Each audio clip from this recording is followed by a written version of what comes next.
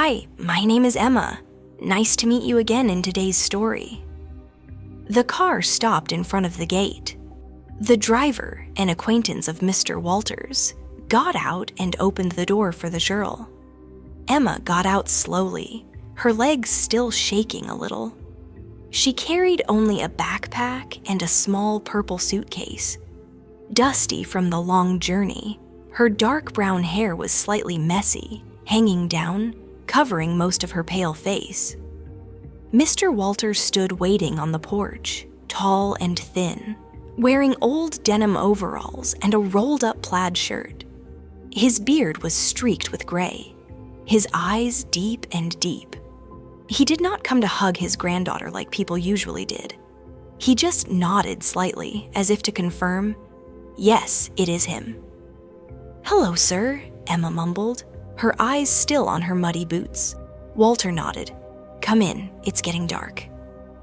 The old wooden house smelled of pine and the dust of time. Emma's room was upstairs, at the end of the hall, where her mother had been. Walter hadn't changed in all those years. There were still a few old books on the shelf, a faded rag doll, and a small framed photo of Emma's mother as a child. Her face vaguely similar to Emma's now. Emma looked around, put her suitcase down next to the bed, and sat down, hugging her knees. There were no tears, just a feeling of emptiness creeping through her. Dinner was fried chicken and boiled vegetables. Walter wasn't a good cook, but he wasn't a clumsy one either. Emma ate little, mostly picking vegetables. The two of them sat across from each other at the large wooden table, so quiet that the ticking of the clock could be heard. "Would you like some more?" he asked, his voice hoarse, not forced but not intimate either. Emma shook her head. "I'm full." Walter didn't press him. He was used to silence. But Emma's silence made him uneasy. He looked at his granddaughter, so small, so frail, and sighed. That night, Emma lay facing the wall, her eyes wide open in the darkness.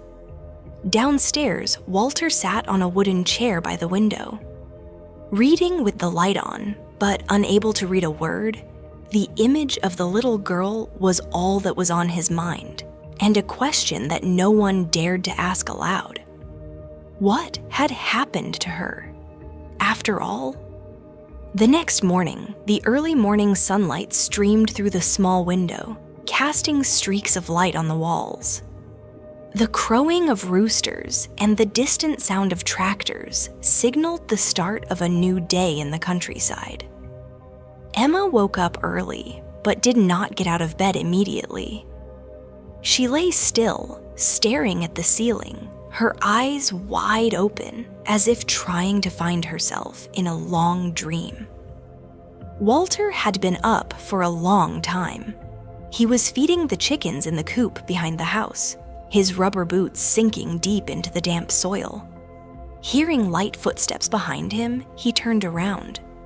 Emma stood there, her hair disheveled, her slippers a few sizes too big for her feet. "Do you want to try feeding the chickens?" Walter asked, holding out a basket of grain. Emma hesitated for a moment, then nodded. The two of them worked quietly side by side.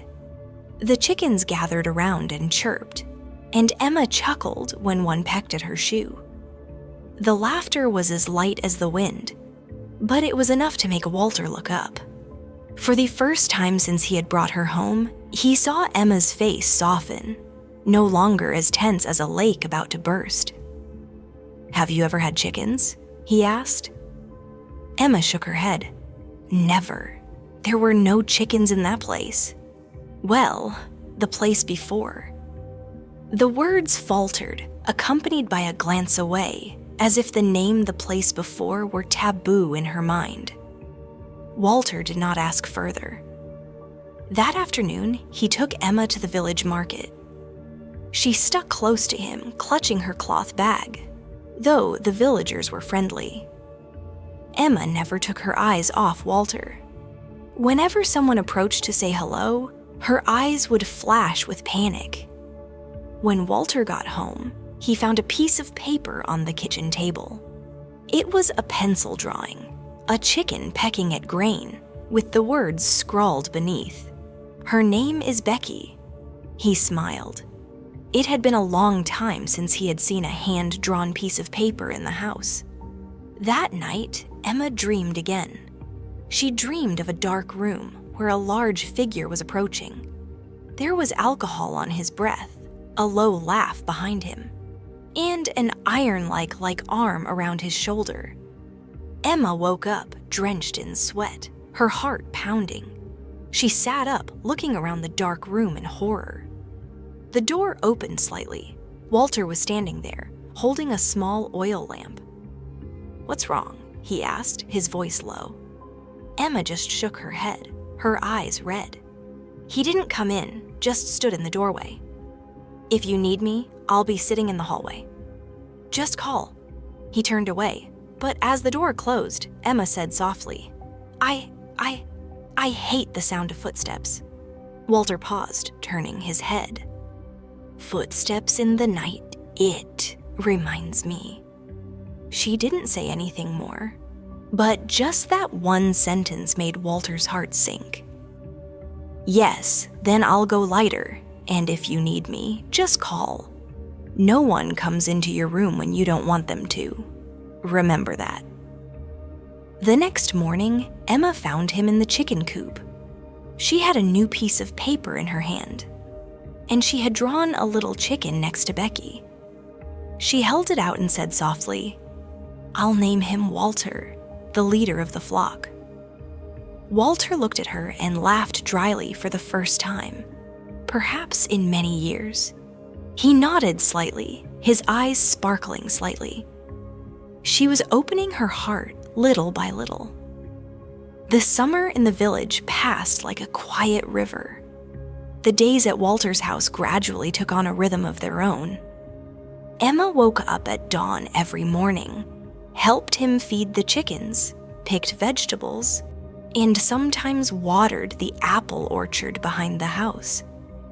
Walter didn't talk much, but he always saved the best part of the meal for his granddaughter, always paying attention to every sad look or every time she was startled by a strange noise.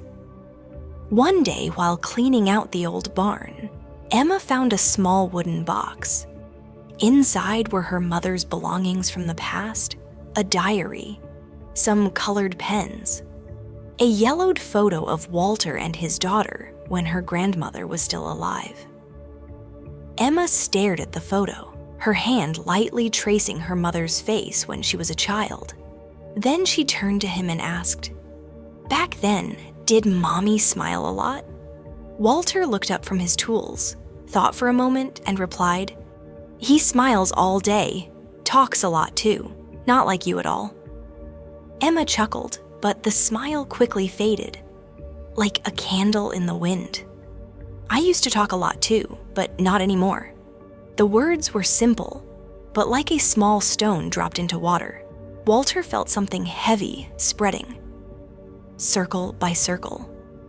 One hot afternoon, Emma sat under a large apple tree.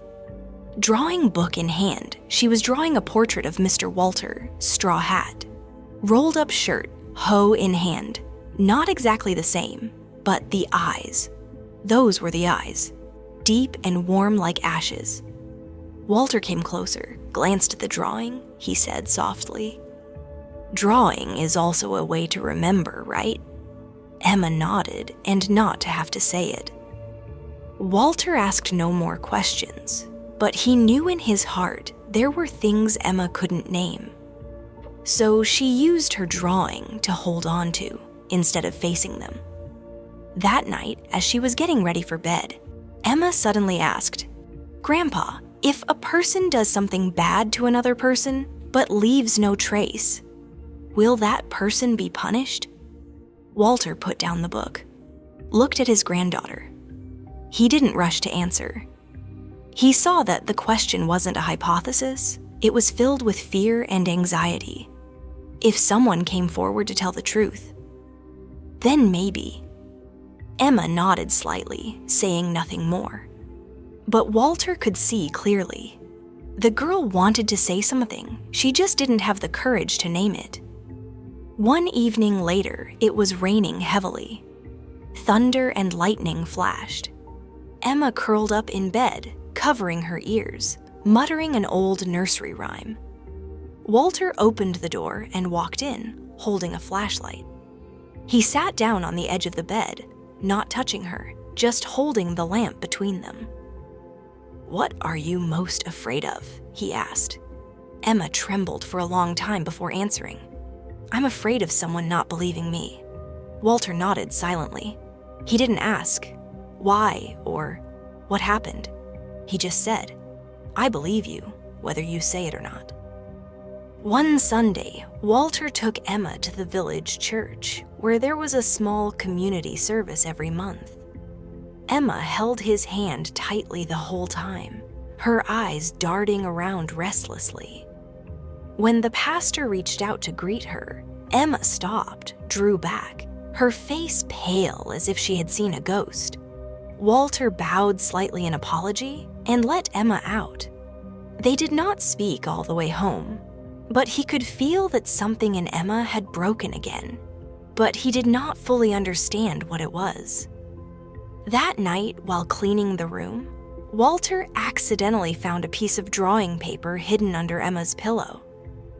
He did not mean to peek, but the drawing made him unable to take his eyes off it. It was a faceless man. With long, large arms, standing behind a small, crying girl, the corner of the picture was a dark room. The window locked. Walter's heart ached. The next morning, he visited June, his old neighbor and his wife's best friend. She had always told him about the village, and she knew his family better than anyone else. "When your daughter left to follow her new husband," "I was worried," June said, stirring her tea. "What's wrong?" "The way you looked at people." Always smiling, but his eyes weren't smiling. "I caught him screaming at your daughter in the parking lot. And she was quiet." Walter squeezed her hand. "Do you think he ever did anything to her?"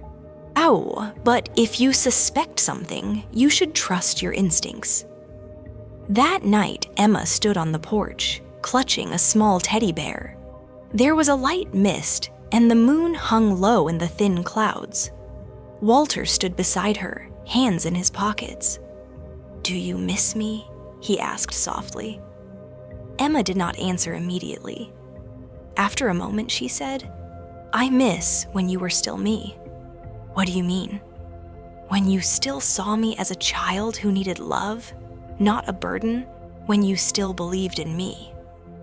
Walter did not ask any more questions. He knew all the answers would come, but he could not force them. He just reached out, gently placing his hand on her shoulder, like an unspoken support. The next morning, he began writing again. One Sunday, Walter took Emma to the village church, where there was a small community service every month. Emma held his hand tightly the whole time, her eyes darting around restlessly. When the pastor reached out to greet her, Emma stopped, drew back, her face pale as if she had seen a ghost. Walter bowed slightly in apology and led Emma out. They did not speak all the way home, but he could feel that something in Emma had broken again. But he did not fully understand what it was. That night, while cleaning the room, Walter accidentally found a piece of drawing paper hidden under Emma's pillow. He did not mean to peek, but the drawing made him unable to take his eyes off it. It was a faceless man. With long, large arms, standing behind a small, crying girl, the corner of the picture was a dark room. The window locked. Walter's heart ached. The next morning, he visited June, his old neighbor and his wife's best friend. She had always told him about the village, and she knew his family better than anyone else. when your daughter left to follow her new husband. I was worried, June said, stirring her tea. What's wrong? The way you looked at people. Always smiling, but his eyes weren't smiling. I caught him screaming at your daughter in the parking lot, and she was quiet. Walter squeezed her hand. Do you think he ever did anything to her? June looked at him, was silent for a moment, and then sighed. I don't know, but if you suspect something, you should trust your instincts. That night, Emma stood on the porch, clutching a small teddy bear. There was a light mist, and the moon hung low in the thin clouds. Walter stood beside her, hands in his pockets. Do you miss me? He asked softly. Emma did not answer immediately. After a moment, she said, I miss when you were still me. What do you mean? When you still saw me as a child who needed love, not a burden, when you still believed in me. Walter did not ask any more questions. He knew all the answers would come, but he could not force them. He just reached out, gently placing his hand on her shoulder, like an unspoken support. The next morning, he began writing in his diary again, for the first time in more than 10 years. His first line was, he no longer trusts anyone, but he still trusts chickens. And trusts me. I must keep that trust. Autumn came with the smell of dry leaves and the mild air. Emma had just turned 12. She had grown a little taller. Her hair had grown longer. And she often wore an old brown hoodie, a gift that Walter had bought at a village fair. The life between the two of them was as simple as the cycles of the seasons. Then one day, an express letter arrived. Walter opened the letter in the living room, a few short lines printed on cold white paper. We are deeply sorry to inform you that your daughter Linda passed away in a traffic accident on the night of October 2nd. His hands trembled. His old eyes no longer cried easily, but his heart felt as if someone was squeezing it. He folded the letter, sat down on a wooden chair, and looked out the window where Emma was painting beside the apple tree. Walter did not tell the story right away. It wasn't until the evening, after dinner, when the two of them sat drinking apple tea as usual, that he spoke softly. Your mother is gone. Emma was speechless. Her hand dropped the cup she was holding. The tea spilled on her shirt, but she didn't notice. When, her voice trembled. Last week, car accident. She nodded. There were no tears, no cries, just an empty gaze, as if the whole world had gone silent. That night, Walter heard sobbing coming from Emma's room. He didn't go in, just sat leaning against the hallway, like a gatekeeper to her sadness. 3 weeks later, a black car stopped right in front of the house. A man stepped out of the car, a black suit, a crimson tie, walking straight, but his eyes were furtive like a wild animal stalking its prey. It was him, the man from years ago. Linda's husband, Emma's stepfather. Mr. Walter, he said, half polite, half cold. I've come to get Emma. Her mother is dead, and I am her legal guardian. Walter stood silently on the steps, his eyes dark. He didn't come down, nor did he invite him in. She's not going anywhere. With all due respect, he pulled a sheaf of papers from his pocket. I have full custody of her. It's a court order, and her mother agreed to sign it. She's my responsibility. Emma stepped out of the house just in time to see him. Her whole body froze. The pencil she was holding fell to the porch floor, breaking in two. In her eyes, it was no longer the image of her guardian, but a real nightmare. Standing there in broad daylight, she backed away, slipping on the floor, her mouth trembling as she uttered 2 words. No, No. Walter turned around, catching his niece in time. He put his arms around her, his eyes as hard as cold iron. "Get off my land," he said in a low, steady voice. "If you come back without the courthouse, I'll call the police." The man said nothing more. He gave Emma one last look, curled his lips, half a smile, half a threat, and turned and walked back to his car. The black car disappeared behind the corn. Emma was still shaking in his arms. Walter knew this war had only just begun. The next morning, Walter went to the county courthouse to ask about the guardianship. The clerk, after checking the records, confirmed that Linda's husband, Emma's stepfather, was now the legal guardian. According to the papers signed earlier, unless you have proof that this person is unfit, she said, you cannot keep your granddaughter without his consent or a court order. Walter left the courthouse feeling bitter. He had believed in the law all his life. But now it was like a trap set, forcing a child back to a place that had scared her to sleep.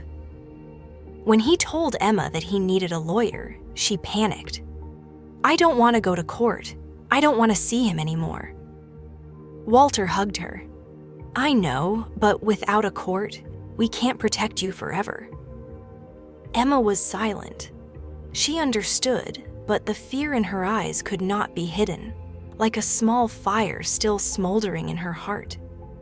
News of the custody dispute spread throughout the village. Some people supported Walter, but many others were scornful. "That man is the husband of the girl's mother. After all, Mr. Walter has no legal rights. She is just an illegitimate child, not your biological child." Walter did not respond. He had no time for gossip. He spent every evening taking notes, writing in his diary, collecting every memory, every detail that Emma had ever shared, even if it was just a drawing, a dream, a vague statement. One day, when Walter went to get the mail, he heard screaming in the house. He rushed in to find Emma huddled beside the desk, her head in her hands. On the floor was a new letter, an unmarked black envelope with a photograph inside, Emma with her mother and him.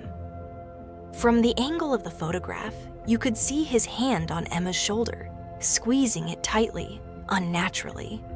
Emma sobbed. He knew. He wanted me to remember." Walter squeezed the photograph tightly in his hand, then threw it into the fireplace. The scorched pieces swirled with black smoke. No one is allowed to scare me again." 2 days later, Walter met with a young lawyer named Laura, who had been his daughter's student. After listening to him, she was silent for a moment, then said, "We can file for a temporary restraining order if we can prove that Emma is in danger of mental or physical harm. But we'll need proof, and Emma might have to go to court." Walter nodded. "As long as my niece isn't taken away."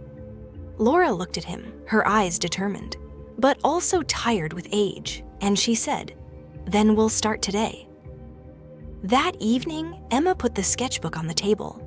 The first page was a picture of a wooden house, 2 figures standing side by side, one tall, with a silver beard, the other small. Drawing. On the roof were the words in small letters and crayon, "Home," where no strange footsteps are heard. Walter put his hand on Emma's head gently. This fight would not be easy, but he would not lose. The day of the trial came sooner than Walter expected.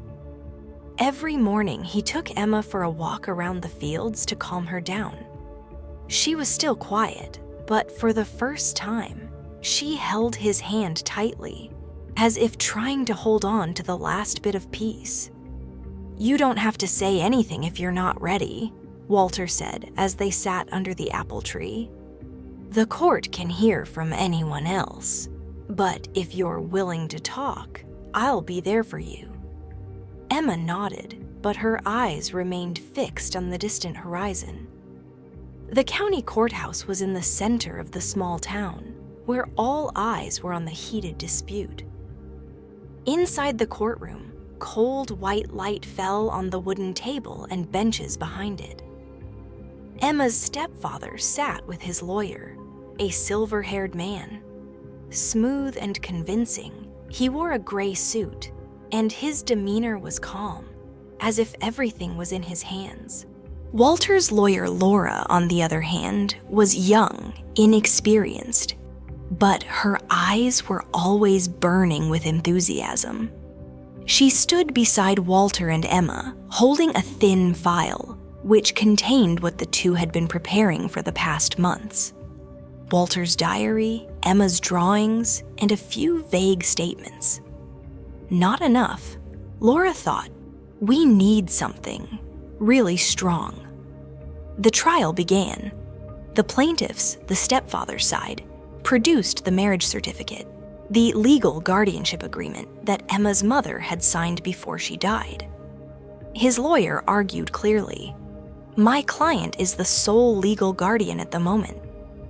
Mr. Walter, as the maternal grandfather, has no clear legal right to keep the child." When questioned, he said softly, "I love her like my own daughter. The current estrangement is due to Mr. Walter's deliberate attempt to separate her." Walter almost jumped up in protest, but Laura put a hand on his shoulder, reassuring him gently. It was the defense's turn. Laura presented her suspicions: Emma's erratic behavior, her nightmares, her unstable drawings, and her extreme fear of her stepfather. The judge nodded, but his face gave little away. "Does she have anything to say herself?" he asked, his voice soft but clear. Emma sat with her head bowed. After a long moment, she shook her head slightly, her lips pressed together, her hands clasped together until they were white. "No, I don't want to talk." The silence stretched. Laura stood up, trying to keep her composure. "Your Honor, children who have been traumatized often don't tell the truth right away. But that doesn't mean the trauma isn't there." The plaintiff's lawyer chuckled, then retorted, "And we can't rely on feelings as a substitute for evidence?" The judge asked both sides to sit down, and he would consider the decision later. Walter felt his hands shaking for the first time in years. He felt helpless. Emma turned to him, whispering, "If I tell you, will I be able to stay with you forever?" Walter looked deeply into his granddaughter's eyes that had been betrayed too many times. "No one can take you away from me if I'm brave enough to stay." The girl looked at him, nodding slowly. Her eyes were no longer dull, but lit up with a small spark. The judge put down the file, took off his glasses, and exhaled softly. The courtroom fell into a tense silence. He looked around, his voice low and steady. There is no direct evidence or clear testimony from the victim. The details provided, while thought-provoking, are not sufficient to deny the plaintiff's legal guardianship. Walter felt his heart sink to a stone. Emma sat beside him, eyes wide but unblinking, as if time had frozen. Therefore, the judge continued, "The court will... Wait." A female voice rang out from the back of the courtroom, cutting off the statement. Everyone turned. A woman entered. She was petite, her hair tied back in a hurry, her eyes a mixture of worry and determination. She stood in the middle of the courtroom, looking straight at the judge. "Hi, my name is Maria. I used to work for his family, and I have something to say." Laura's lawyer hurried over to her, whispering confirmation of her identity. Maria shakily extended her hand. It held a copy of Emma's stepfather's old personnel file. "I'll be a witness," she said. I saw him act inappropriately toward her. The courtroom shook. The plaintiff's lawyer objected immediately. But the judge raised his hand to maintain order. Maria continued, her voice shaking at first, but growing firmer. I saw him put his hands on Emma while she was napping. Not once. I tried to tell her mother, but he threatened to sue me, fire me, and worse, I was touched by him too. She paused, took a deep breath. But today, I can't stay silent. I don't want another child to be afraid of their stepfather. Emma bowed her head, tears starting to fall. Walter put his arm around her shoulders, like a cliff protecting her from a fierce storm. Laura's lawyer immediately asked the court to allow Maria to be an additional witness. The judge nodded. The brief interrogation took place, Maria answered clearly, her eyes never leaving the man she once called boss. The stepfather sat motionless. His eyes were no longer arrogant, but slightly trembling. He understood this time. The mask had fallen. After a few minutes of deliberation, the judge returned, his voice more serious than ever. Based on the direct testimony of the new witness and the current psychological state of little Emma, the court declares the temporary suspension of the plaintiff's guardianship. The custody and care will belong to the maternal grandfather, Walter Graves, until the final investigation is concluded. Walter breathed a sigh of relief, his hand tightly clasping Emma's trembling little hand.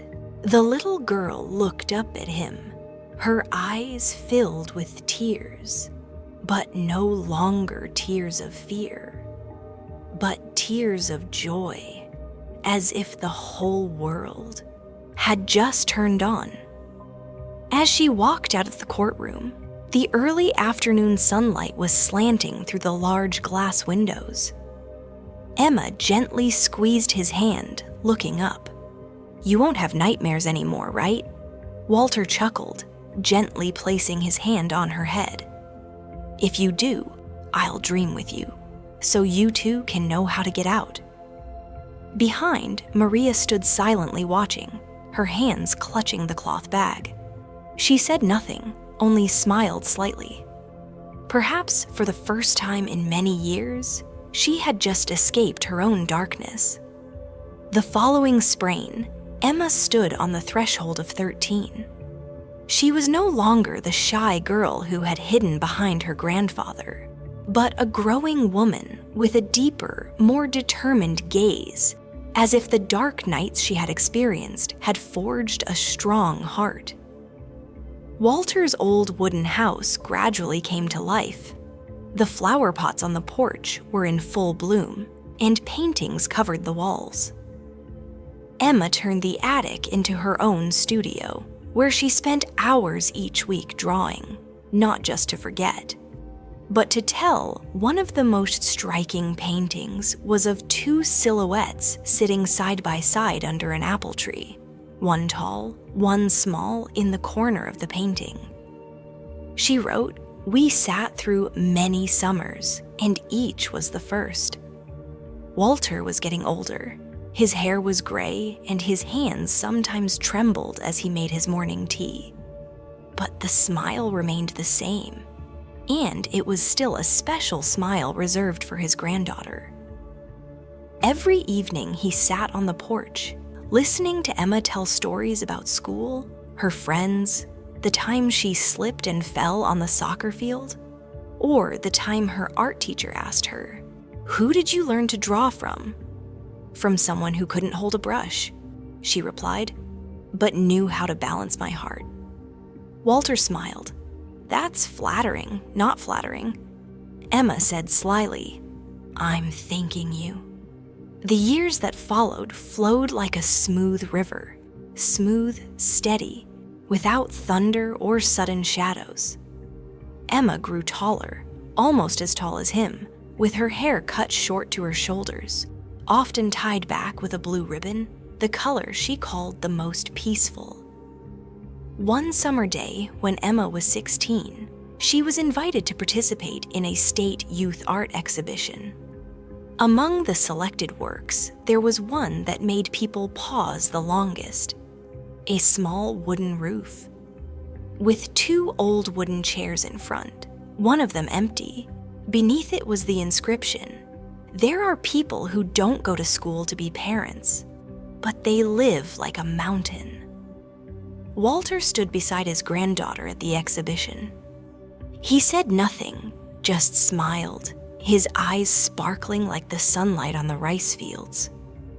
One day, after they sat watching the sunset, Emma suddenly asked, "If you hadn't kept me, did you ever think about what would have happened?" Walter was silent for a long time.